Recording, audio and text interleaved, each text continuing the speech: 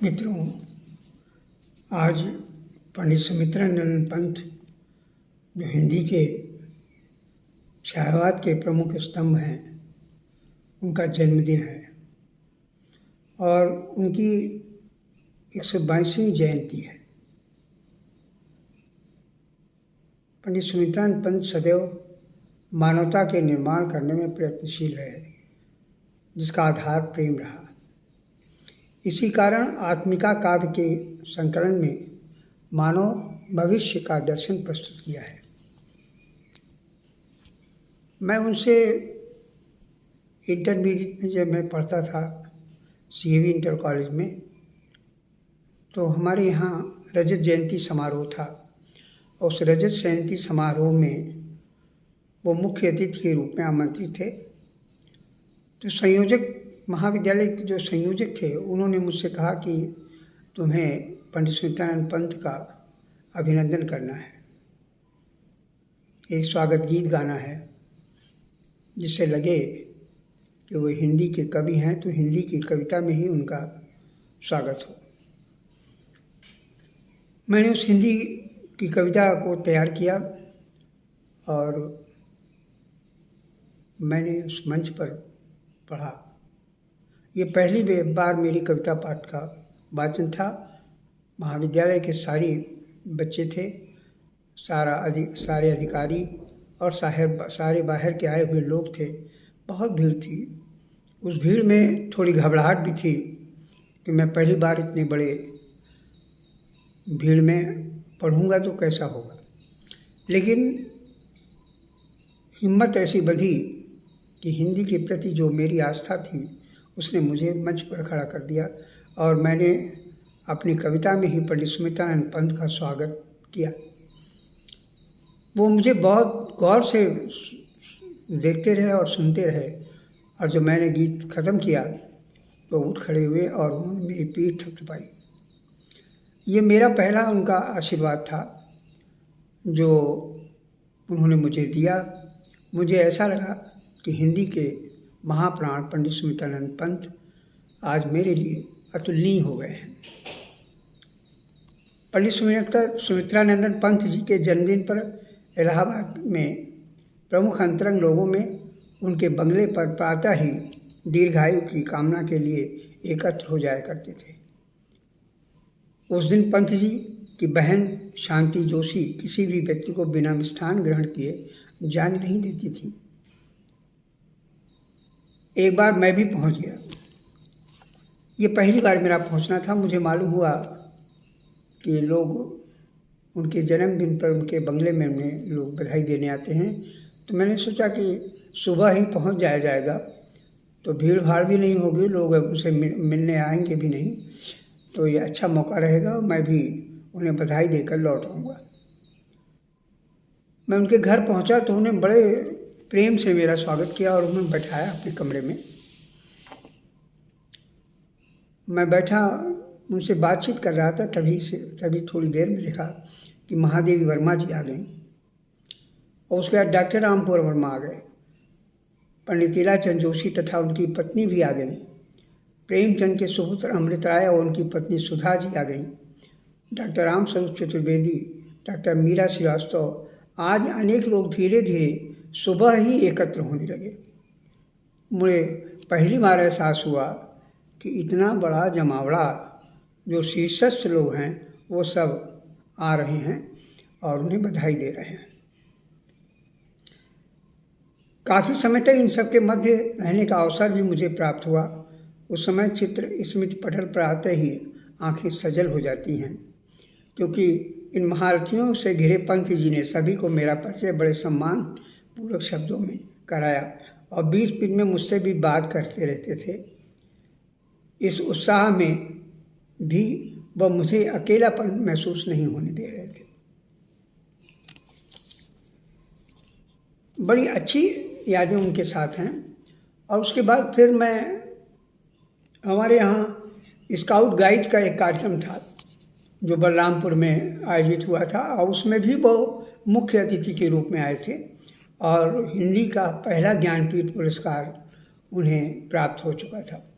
तो उन्हें लग किया पुरस्कार वाले कहे जाते थे।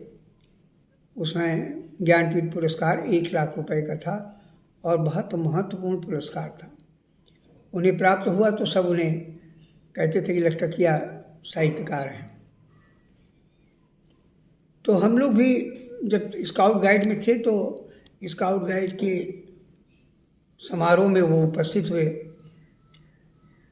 और उन्होंने एक अपनी कविता सुनाई। एक बीज था मैंने बोया।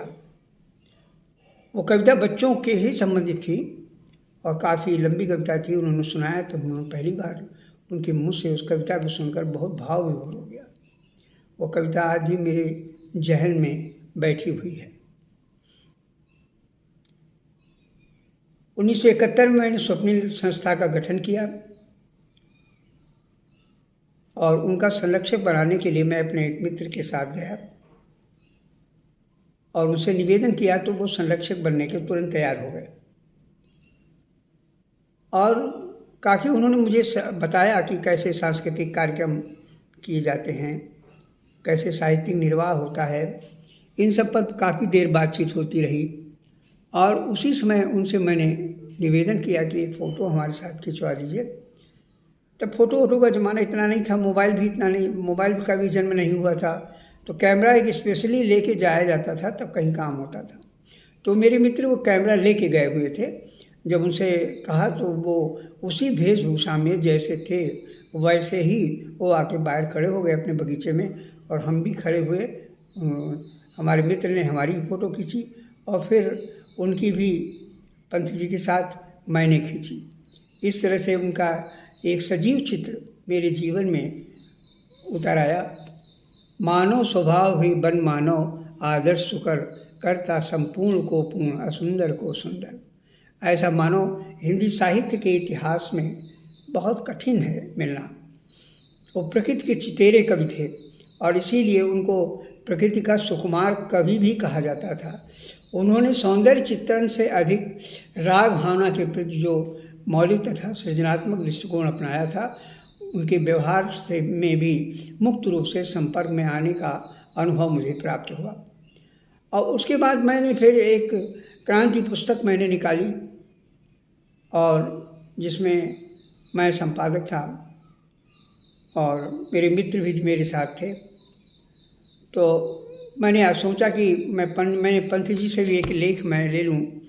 तो पंत जी ने से जाके मैंने उनके घर पर, उनके बगले पर उनसे निवेदन किया तो वो तैयार हो गए और उन्होंने क्रांति पुस्तक के लिए एक आलेख देने का आग्रह मान लिया।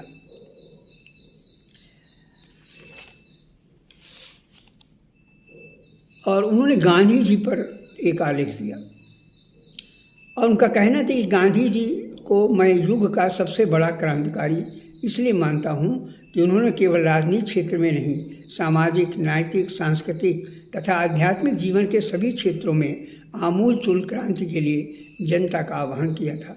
गांधी जी की क्रांति के बीज अभी मन की मिट्टी के तहों में छिपे हुए हैं, उनके अंकुर नहीं फूट सके हैं। ये इसलिए कि किसी भी नए बसंत से पहले पतझड़ का आना अनिवार्य सत्य है। प्रभात से पहले अंधकार का गहराना वैसा ही सत्य है। हमारे मध्ययुगीन विचारों और आदर्श में पड़ी रूढ़ रीतियों में विभक्त जन समुदाय के जीवन में ह्रास और विघटन का युग है। और उसके बाद फिर आप समझिए कि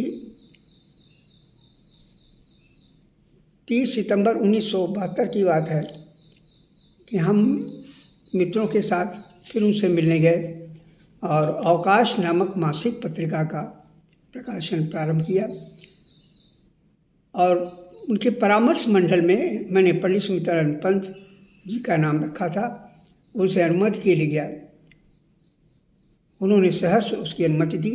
उसमें दूसरे जो परामर्श मंडल में थे पंडित राम जी द्विवेदी तथा डॉक्टर जगदीश गुप्त से बात की और उनकी भी स्वीकृति मिल गई।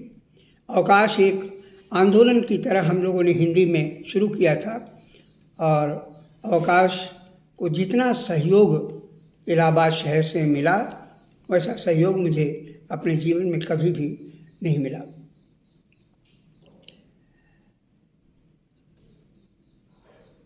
जनवरी 1973 में उनके छोटे से एकांत कमरे में मैं बैठने गया और उनसे कहने गया कि अवकाश के लिए कविता अपनी दे दें।